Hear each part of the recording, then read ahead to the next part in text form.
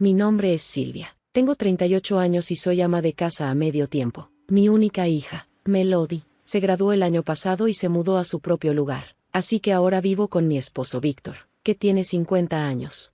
Después de terminar de criar a Melody, sentí que por fin tenía un poco más de tiempo para mí, pero mi vida dio un giro inesperado. Mi esposo y yo nos conocimos en una cita a ciegas. Desde el primer día nos caímos bien, todo fue muy rápido y nos casamos en poco tiempo. Tuvimos una hija, que fue una bendición, aunque, al ser mi primera experiencia criando a una niña, estaba decidida a hacerlo lo mejor posible. Dejé mi trabajo cuando ella nació y me convertí en madre a tiempo completo. Me encargaba de todo, las tareas domésticas, el cuidado de la niña, todo, mientras mi esposo no estaba en casa. Si llegaba temprano del trabajo, prefería ir a beber algo con sus amigos, y en sus días libres se dedicaba a salir a divertirse. Si no hacía eso, se pasaba el día encerrado en su habitación, sin hacer nada. Sin embargo, tenía una actitud de desprecio hacia mí, como si ser ama de casa fuera un trabajo fácil. Decía cosas como que las amas de casa no hacíamos nada, que simplemente disfrutábamos de la vida sin preocupaciones. Estaba tan desconectado de la realidad que empecé a considerar la opción de divorciarme, aunque no quería hacerlo solo porque no cooperaba conmigo o porque su actitud era desagradable.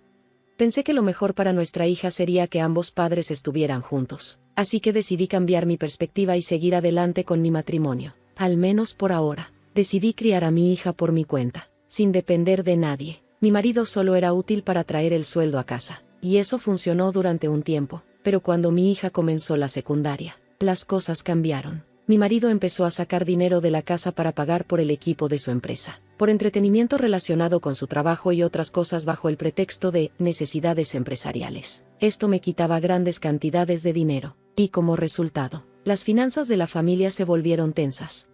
Entonces, comencé a trabajar a tiempo parcial para ayudar, pero aún así, mi esposo siempre encontraba una razón para quejarse de mí. No intentaba ni hablar de trabajo con él, porque su respuesta siempre era algo como: eres solo una trabajadora a medio tiempo. ¿Qué tipo de trabajo puede hacer una mujer? Es tan fácil como jugar. Probablemente no tenía respeto por las mujeres en general, y aunque intentaba hacer lo contrario, sentía que algún día le demostraría lo que valgo.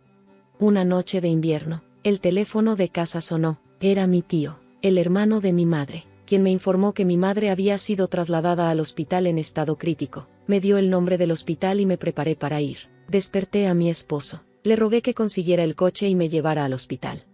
Mi madre había estado viviendo sola desde la muerte de mi padre unos años antes. Mi padre era un hombre fuerte y confiable, que amaba a mi madre, y siempre los vi juntos, disfrutando de una vida tranquila. Tras su muerte, mi madre vivió modestamente, pero yo siempre podía ir a hablar con ella sobre cualquier preocupación, incluso sobre las palabras y actitudes de mi esposo.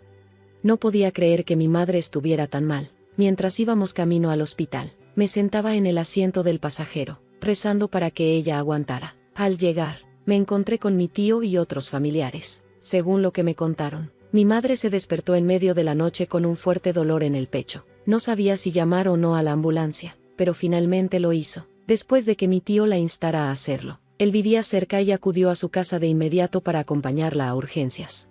Nunca podré agradecerle lo suficiente a mi tío por todo lo que hizo. Al llegar al hospital, mi madre ya estaba inconsciente, y no pude hablar con ella. El doctor que la atendió me informó que tardaría un tiempo antes de que su situación se estabilizara, pero que estaba en estado crítico. Mis familiares y yo nos reunimos a su lado, llamándola y alentándola, esperando que se aferrara a la vida. Todos comenzamos a hablar sobre los arreglos que había que hacer, pero de repente escuché una voz quejándose.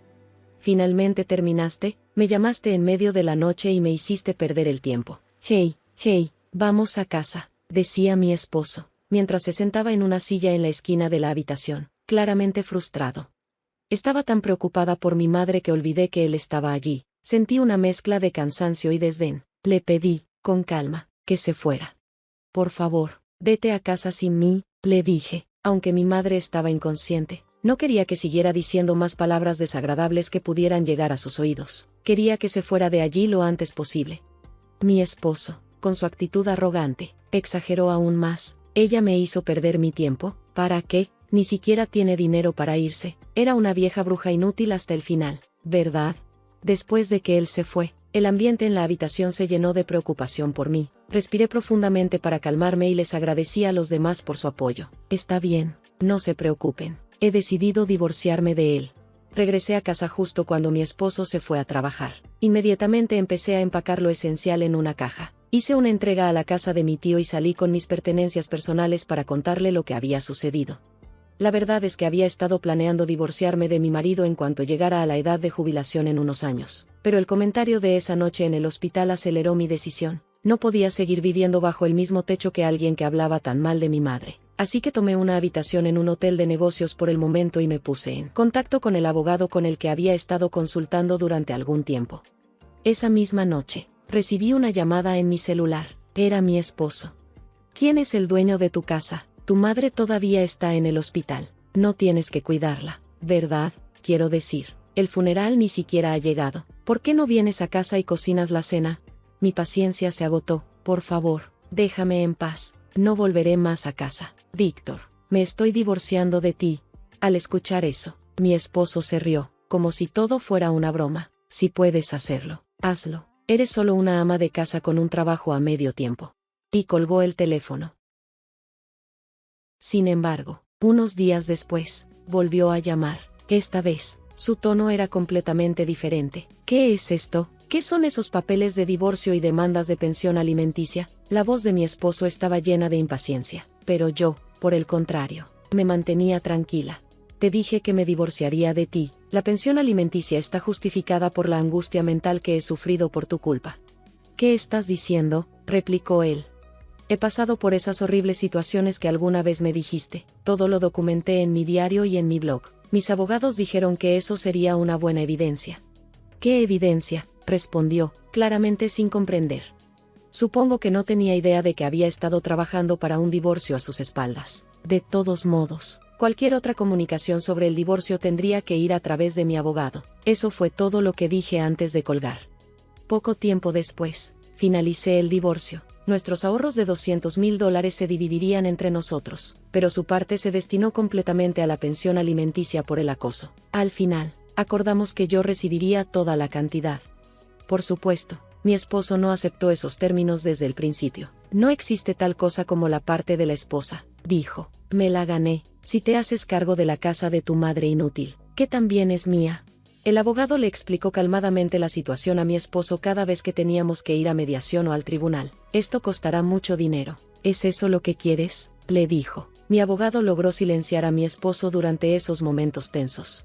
Finalmente, todo se resolvió. Mi esposo, con rabia, dijo, tomaste todo mi dinero. Perra, ¿estás bien? El abogado me miró con cara amarga y me dijo que estaba preocupado por mí, pero que, sinceramente, las palabras de mi marido no me afectarían en absoluto. Sonaban como el aullido de un perdedor.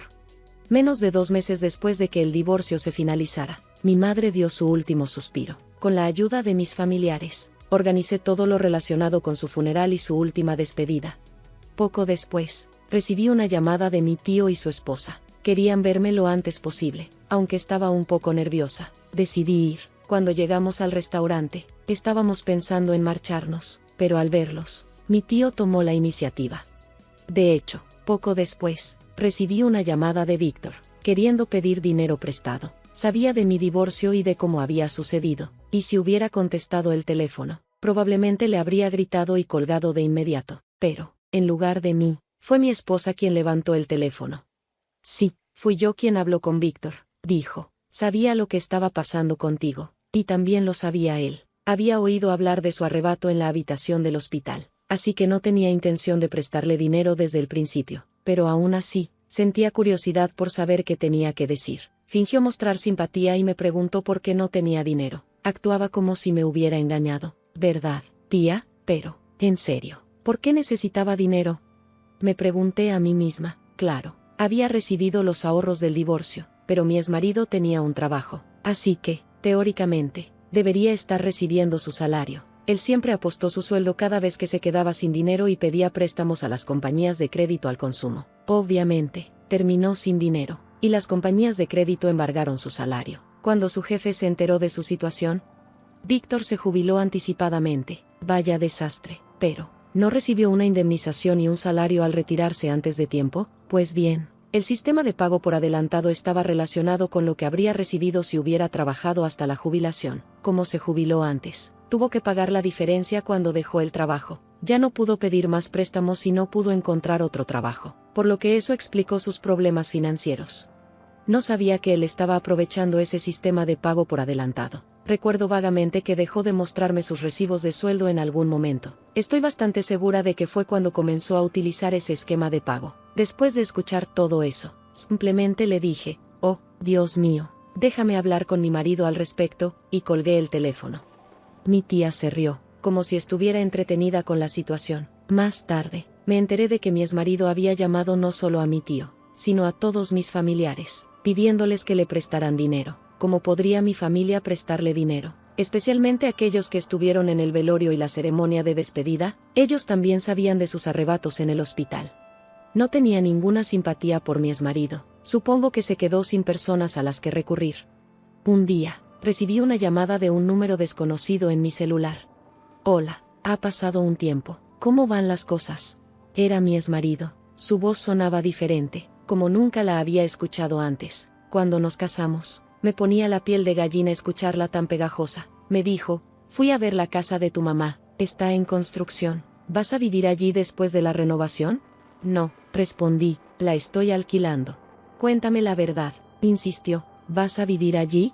No quería decirle que había considerado vivir allí, pero mi exmarido sabía dónde estaba, y pensaba que podría ser peligroso, así que decidí no hacerlo. Tampoco quería darle toda la historia. Entonces, ¿dónde vives ahora?, preguntó. Eso no te lo diría, respondí, es un condominio con un conserje en la entrada donde no puedes entrar caminando. ¿Qué condominio?, preguntó, sorprendido. Mi exmarido se quedó sin palabras por la sorpresa. No me extraña, pensé, mi madre me dejó una fortuna, que era muy desproporcionada respecto a la pensión alimenticia que recibí. La historia comenzó cuando mi padre falleció hace unos años. Era contador de impuestos, y durante su enfermedad le pidió a un compañero de su profesión que cuidara de mi madre y de mi herencia. Desde que mi padre murió, ya estaba preocupada por el manejo del dinero de mi exmarido. Por eso, había considerado desheredar a mi madre. Al final, mi padre me dejó una enorme propiedad sin que mi exmarido lo supiera. Cuando me preguntó sobre la herencia de mi padre, le mentí, diciéndole que estaba negativa debido a la hipoteca de la casa. Renuncié a ella. Mi exmarido aceptó la mentira fácilmente y no volvió a preguntar sobre la herencia. Ahora, he heredado todo lo que mi padre dejó, todo gestionado por mi madre, y aunque mi exmarido intentara reclamarlo, está a salvo porque ya estamos divorciados. Desde que mi padre murió, ya estaba preocupada por el manejo del dinero de mi exmarido. Por eso, había considerado desheredar a mi madre. Al final, mi padre me dejó una enorme propiedad sin que mi exmarido lo supiera. Cuando me preguntó sobre la herencia de mi padre, le mentí, diciéndole que estaba negativa debido a la hipoteca de la casa. Renuncié a ella. Mi exmarido aceptó la mentira fácilmente y no volvió a preguntar sobre la herencia. Ahora, he heredado todo lo que mi padre dejó, todo gestionado por mi madre, y aunque mi exmarido intentara reclamarlo, está a salvo porque ya estamos divorciados. Mi madre era una mujer modesta, siempre usaba ropa sencilla pero de buena calidad, que durara. Creo que eso fue lo que llevó a mi exmarido a pensar que mi madre era pobre. Nunca imaginó lo que realmente estaba pasando ni de dónde venía el dinero. Si puedes pagar un departamento, ¿por qué no me prestas algo de dinero?, dijo, su tono desesperado. De acuerdo, Silvia. Por favor, continuó, incluso tuvimos un hijo juntos. Lo único por lo que te agradezco es por haber conocido a Melody, pero eso es todo lo que me dejaste, criándola sola. Siempre me menospreciaba, y el tiempo que pasamos juntos como pareja fue simplemente insoportable. ¿De verdad crees que te ayudaría?, respondí, vaya, dejemos el pasado atrás y volvamos a estar juntos. Absolutamente no, dije sin dudarlo. Además, eres un empleado a tiempo completo, ¿verdad? Te pagan, claro, a diferencia de un trabajador a tiempo parcial como yo, y si sigues trabajando unos años más, recibirás un bono de jubilación, ¿no? Música. ¿Qué pasa? ¿Algo malo? Recibirás un bono de jubilación, ¿verdad? Será mejor que lo uses sabiamente. Entonces, adiós. Terminé lo que quería decir y colgué el teléfono, fingiendo no saber nada sobre su crisis financiera. Me sentí avergonzada de haber estado casada con ese hombre. Bloqueé el número en el que solía llamarme para evitar más contacto. 6 meses después, un día, mi hija Melody vino a quedarse conmigo. Mamá, Te amo, dijo mientras miraba a su alrededor en mi nuevo lugar. Desearía poder vivir en una casa como esta algún día. Melody, tu lugar también es lindo, respondí. Dijiste que te gustaba, ¿no? Es cierto, pero no puedo pagar una habitación como esta con mi salario. Aunque apenas esté en mi primer año, dijo mientras tomaba un sorbo de su café después de la cena y sonreía. Verla sonreír me daba paz en el corazón. Mi exmarido rara vez era mencionado entre nosotras, lo que me tranquilizaba. Mamá, en realidad, hay alguien que me gustaría que conocieras, dijo Melody un poco tímida. Oh, ¿en serio tienes novio? ¿Cómo es? Bueno, ya sabes, no te rías, pero es abogado fiscal, dijo, riendo. ¿Qué abogado fiscal? Le respondí sorprendida. Sí, ¿puedes creerlo? Añadió ella, sonriendo. Y hay más. Un día, mientras estaba en su habitación, encontré un libro en su estante. Lo hojeé y me di cuenta de que era el que escribió mi padre. Pensé que era el destino. Vaya, Melody, qué linda coincidencia. El abuelo debe estar muy feliz. Mi hija sonrió tímidamente, y pude ver en sus ojos la esperanza de un futuro brillante. Esperaba el día en que la viera con su futuro esposo, a su lado, con una sonrisa gentil, sabiendo que su vida avanzaba en una dirección mucho mejor que la mía alguna vez lo hizo.